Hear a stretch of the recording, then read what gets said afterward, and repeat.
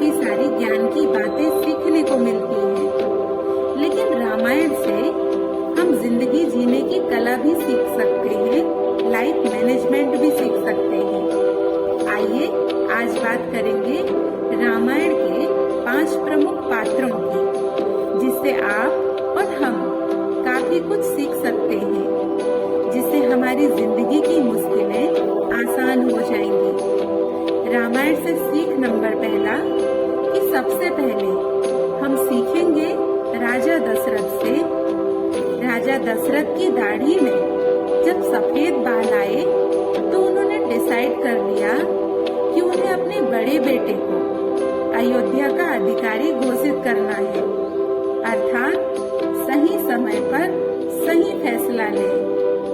सबसे बड़ी सीख जो राजा दशरथ से मिलती है कि जिंदगी में अपनी क्षमता, परिस्थिति और भविष्य को देखें, उसके बाद हम डिसाइड करें। आज हम में से बहुत सारे लोग अपनी पोजीशन से चिपक जाते हैं। मालूम होता है कि हम उसके लायक नहीं रहे, हमारे अंदर उतनी क्षमता नहीं रही, फिर भी वो मोह हमें बांध कर रखता है। हम वो कुर्सी नहीं छोड़ना चाहते।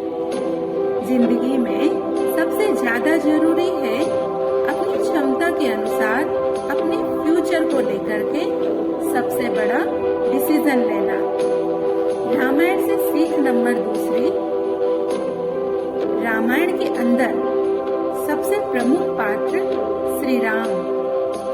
जब वो राजा बनने जा रहे थे, उसी वक्त उन्हें मालूम पड़ा कि उन्हें 14 वर्ष के लिए वनवास में जाना होगा। एक पल के लिए जो कुर्सी, सत्ता आते हुए दिख रही थी, वो सब कुछ चला गया। सामने था पिता का बड़ा फैसला, जिसमें उन्हें कहा था कि तुम्हें 14 वर्ष के लिए वनवास जाना है। वो सत्ता का सुख, राज दरबार का मोह, सब कुछ त्याग कर श्री राम वनवास के लिए निकल गए थे। रामायण की सबसे प्रमुख घटना है, जिसकी वजह से ये पूरी रामायण हमारे और आपके सामने है। लेकिन ये घटना हमें क्या सिखाती है कि परिस्थितियां चाहे जो भी आ जाए, कभी भी अपने कर्तव्यों से पीछे मत हटिएगा, कभी भी अपनी प्रतिज्ञा मत तोड़िए। श्री राम का नाम लेना अच्छी बात है, लेकिन उनके चरित्रों को जीवन में ढाल लेना बहुत बड़ी बात है। कहते हैं कि जो चरण होते हैं वो मंदिर तक ले जाते हैं, लेकिन जो आचरण होते हैं वो भगवान तक ले जाते हैं। रामायण से सीख नंबर तीसरी कि माता सीता से क्या सीखें। कहते हैं जब दासी मंथरा ने कैकेयी को भड़काया और कैकेयी ने राजा दशरथ को कहा कि राम को वनवास के लिए भेज दीजिए, तब कहीं भी सीता माता का नाम नहीं था, लेकिन उन्होंने कहा कि वो भी वनवास जाने के लिए तैयार है। माता सीता से क्या सीखें? जब जीवन में परिस्थितियां विपरीत हो जाएं, तो सबसे पहले मान लीजिए यही नियति का निर्णय है, नियति ने यही निर्णय लिया है। और दूसरी बड़ी बात कि अपनी निष्ठा में कमी मत आने दीजिए। जहां वो महारानी बनने जा रही थी और सामने वनवास आ गया तो घबराई नहीं, अपनी निष्ठा को बढ़ाया। और आज हम सभी उन्हें माता सीता के रूप में पूजते हैं। जीवन में याद रखना, आपकी निष्ठा में कमी नहीं आना चाहिए, चाहे जीवन में परिस्थितियां कितनी भी विपरीत हो। रामायण से सीख नंबर 4, अब बात करेंगे रामायण के उस किरदार की जो बहुत प्यार करते थे अपने छोटे भाई भरत से, जिनके बारे में मिसाल दी जाती है, राम भरत मिलाप के किस्से सुनाए जाते हैं। कहते हैं जैसे ही उन्हें मालूम पड़ा कि प्रभु श्री राम वनवास चल पड़े हैं, तो दौड़ते दौड़ते चले आए और निवेदन किया कि आप राज्य संभालिए, राजपाट आपका है।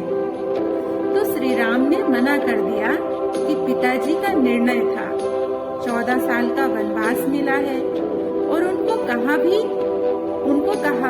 आप जाइए, आप राजपाट संभालिए।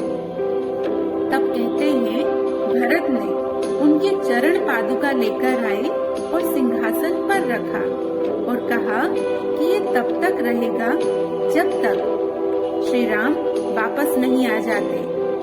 भरत जी के बारे में कहा जाता है कि जब तक प्रभु श्री राम वापस नहीं आए थे तब तक वो नगर से दूर रहे, कुटिया बनाकर वनवास की तरह।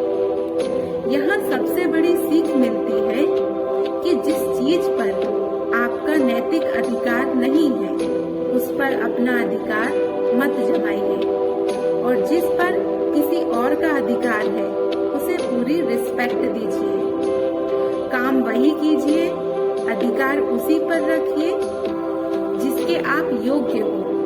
यही सिखाती है रामायण। सीख नंबर 5। अब बात करेंगे उनकी जिनके बिना रामायण अधूरी है। प्रभु श्री राम के सबसे बड़े शिष्य लक्ष्मण जी, जो हम सभी को सिखाते हैं कि जीवन में कभी भी प्रशंसा की चाह मत रखना, जो हमें सिखाते हैं कि नाराज न होना कि मेरा काम और नाम किसी और का हो रहा है, क्योंकि घी और रुई सदियों से जलते आ रहे हैं और लोग कहते हैं कि दिया जल रहा है। कितनी सोचने की बात है। लक्ष्मण की बात चली है तो जाते जाते आखिरी सीख इन 5 सीख से जो अलग है, रामायण के विलन की, जो महापंडित था। लक्ष्मण जी को एक बात जो रावण ने कही थी कि लक्ष्मण, जिंदगी में हमेशा एक बात याद रखना, शुभस्य शीघ्रम, यानी कि जो शुभ कार्य है जितनी जल्दी हो जाए उतना अच्छा है और जो अशुभ काम है उसे जितना टाल सके उतना बढ़िया है। मुझे श्री राम को पहचानने में देरी हो गई, वो शुभ काम करने में देरी हो गई। बड़ा अच्छा होता जो मैं उन्हें पहचान लेता। कहते हैं भगवान के दर पर चतुराई नहीं चलती, वहाँ सिर्फ भोलापन चलता है। याद रखिएगा, जिनके कपट दंभ नहीं माया, तिनके हृदय बसहु रघुराया। ओम शांति। Thank you.